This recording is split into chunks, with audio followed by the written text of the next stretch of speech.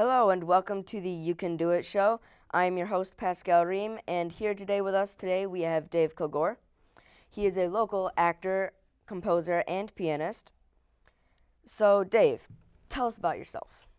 Well, I am an actor, pianist, film composer, filmmaker, music playwright, music arranger. I do all kinds of things. It's a lot of things. So how'd you get started in all of those things? Well, as an actor, I was in plays in first grade, 4 years of drama classes and theater throughout high school. Continued some of that later. As a musician, I started at 13 years old playing the piano, stuck with it really hard, and started playing professionally in a wedding band when I was 15. 15, wow. So did you get paid for that? Actually, believe it or not, yes, I did. Wow, lucky. Wish I could get paid for things. So who was your biggest supporter, since you obviously started at a very young age?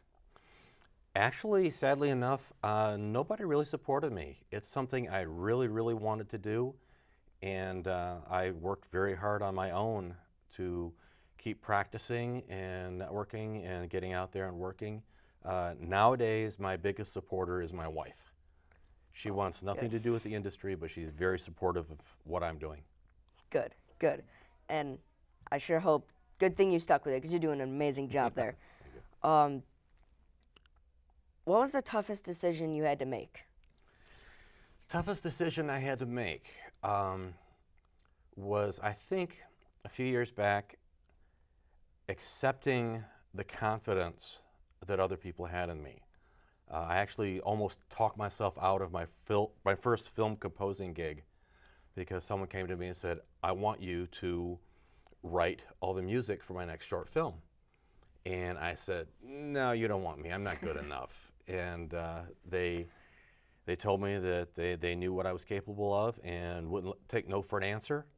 I stuck with it. I wrote the music. They loved it. I was happy. And now I've written music for probably about a dozen short films and a few more coming up. So I'm glad I stuck with it. And that was a hard decision to accept someone else's confidence. Wow, that's good. I've never actually heard of someone talking themselves out of something. So, since you have so many things that you do, what does your day look like?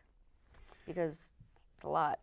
Yeah, well, basically up at 7 o'clock every morning, feed the cats, check my messages, put my Dave's Daily Acting Tip on Facebook, and then from there it's basically just look through my list of all the projects I have ahead of me and seeing which one I need to work on first. And I'm usually working all day. All right, all right. So, speaking of the daily acting tips, how did you come up with that idea? You know, I'm someone who has always really enjoyed sharing the things that I've learned. I enjoy helping other people. I've been a teacher in the past in acting and in piano, and it's such a joy to see someone else get something from what you've learned, you know, being able to pass that on. And so about a year and a half ago, one came to mind, and just for something to do, as a joke, I put it up on Facebook. The very first Dave's Acting Tip of the day was pee before going on set. And a lot of people like that, so from there on I thought, well, I'll come up with another one, and now I've been doing it for a year and a half.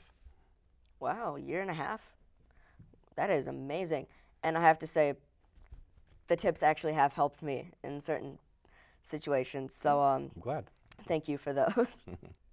Oh, what tip would you have to give a teen, such as myself, who wants to become an actor, composer, one of the many things that you do? First off, I say, you know, do a lot of research. Look into what it takes to do those things. Find out what your passion really is, and when you figure that out, go for it. Don't do it part-time. Do it full-time. As a musician, you want to learn about as many different kinds of music, learn as many instruments as you can, but I would say start with piano first, because you got the entire orchestral range at your fingertips, and all the theory, the chording, the chord progressions, all of that stuff will really help to translate to the other instruments, and you can learn those faster and easier. Good. So, for music specifically, I see you have a lot of things. Is that by any chance your favorite of all the things you do? I gotta tell you, I don't have a favorite. You don't? I love acting, I love writing, I love composing, I love playing, I love performing, I love writing scripts, I love editing, all of it. And I've been asked before, what do you like best? And there isn't a favorite. It's all part of the creative process. I love it. No favorite, huh? Nope. Wow. All right. So, when times are difficult, and I'm guessing at some points they are with so many things, how do you find motivation to keep going instead of just giving up on one little thing? In those cases, I look at, and it does happen, often sometimes, I look at what I've accomplished so far, and I look back at all the times where I ran across a roadblock, and I stuck with it, regrouped, and I look at how many times I've gotten past those roadblocks and created really cool things, and know that, okay, if I just stop, take a breath, rethink it, go back at it, I can get through this one just like I did the others. So that's the motivation, is knowing what you really can accomplish if you just stick with it. I like that tip. I'm gonna try that now. Whenever I have a roadblock. What do you do in your free time? With, I'm guessing, the little free time you do have. Free time, what's that? um, very little free time, because even when I'm not, on set acting or in my studio composing or editing or writing, if I'm mowing the lawn or vacuuming the house or washing dishes, whatever it is, I'm still thinking about the next project, or what I'm going to approach next, in music and acting, and thinking about what other classes I want to take and how I can better myself. So it really is 24/7. Now that's commitment. That's really commitment. So, did you ever have a backup plan if any of those things didn't come through? Let me say this. Don't follow me. I didn't have a backup plan. Having a backup plan is always good. I didn't. I pursued my music career, and then about 8 years ago, when I got back into the film acting thing, I really pursued that, and I've just been punching away at those things. And I've done different kinds of jobs throughout the years, throughout the decades, but I never really had specifically a backup plan. It was always just a focus on the art. Good. Yeah, I don't have a backup plan, honestly. Acting, that's it. My only plan. You got time. Yeah.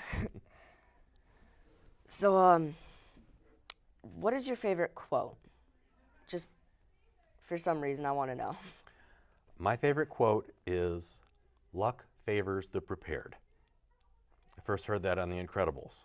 Dr. Edna Mode, the clothing designer, Yeah. on there. You never know, darling. Luck favors the prepared. Always love that one. Oh, that accent is great. And because it is true. Yeah. Just like pre-production for a film, you want to make sure everything is set up before you get there so it runs much more smoothly. Same thing in life, same thing in career. The better you plan, the better it's going to work. True, with everything. Yes. Really, everything. Including schoolwork, kids. Yes. So,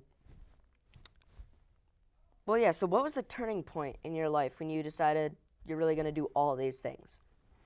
I think the real turning point, the thing that really made me decide that this is what I'm going to do, is when I was 15 years old, and I booked my first paid wedding gig for my band.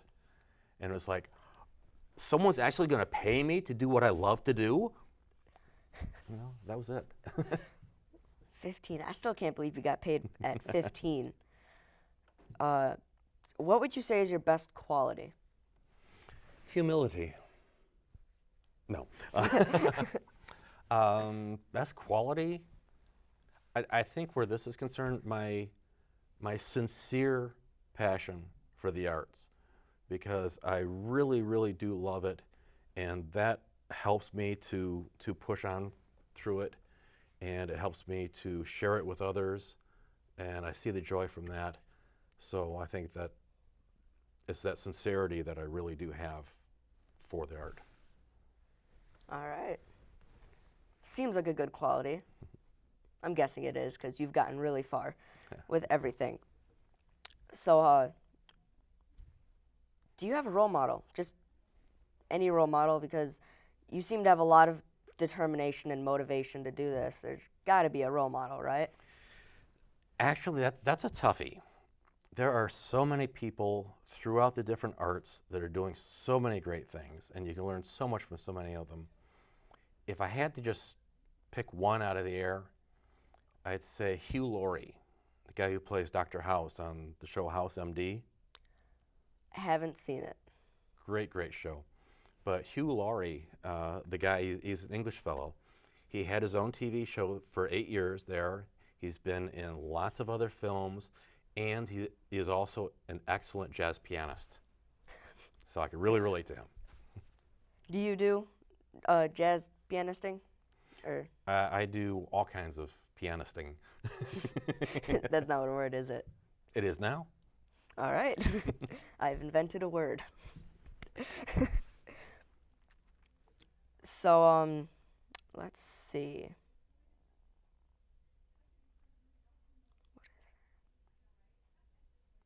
What do you like most about your job?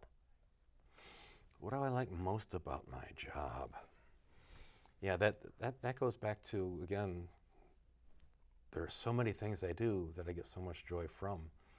To get more specific, within acting, what I like most is just being on set, being in front of the camera, and sinking myself so deep into that character that I am living their lives at that moment, and I get to be them. And then when it's over, come back into me and like, wow, that was really cool. And as a composer, sitting in my studio and letting my mind go wherever it wants to and just creating whatever happens over here. It seems like you really do love your job. Yes, it gets very exciting. Good. So that's all for today, folks. Again, this is the You Can Do It show. I'm your host, Pascal Rehm, and today with us we had Dave Kilgore. Thank you so much for joining us today. It means a lot. Thank you. So, yeah. That's it, folks. And remember, you can do it.